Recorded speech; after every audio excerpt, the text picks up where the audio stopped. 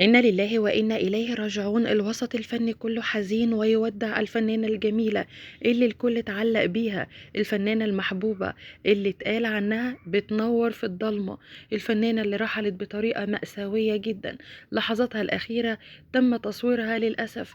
تعالوا نشوف بالصوت والصورة اللحظات الأخيرة للفنانة الجميلة فيحاء، طبعا اللي هي نيفين مندور، بس اتشهرت في فيلم اللي بالي بالك بدور فيحاء. للأسف كان في حريق في بيتها وهي الآن في ذمة الله. إيه اللي حصل واللحظات الأخيرة؟ الفنانة نيفين مندور كانت بطلة اللي بالي بالك مع محمد سعد، الفيلم اللي علم وعلق مع ناس كتيرة جدا.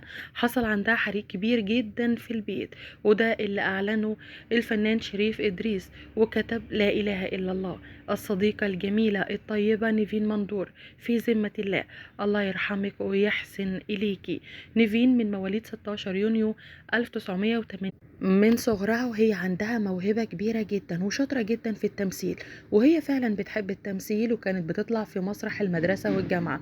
وجات اللحظة اللي عرفناها فيها كانت في سنة 2003، ومن خلال فيلم اللي بالي بالك مع محمد سعد قامت بدور طبعا فيحاء. كلنا فاكرين الجملة الشهيرة: ده ناقص ليها 2 فولت وتنور. مشيت بدري، رحلت عن عالمنا، والوسط الفني كله حزين وبيودعها بكلمات مؤثرة جدا.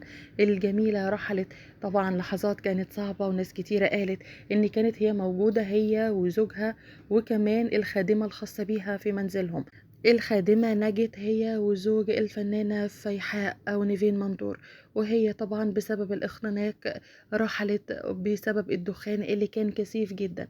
حاولوا يسعفوها، حاولوا يعملوا أي حاجة، ولكن قضى الله وقدره.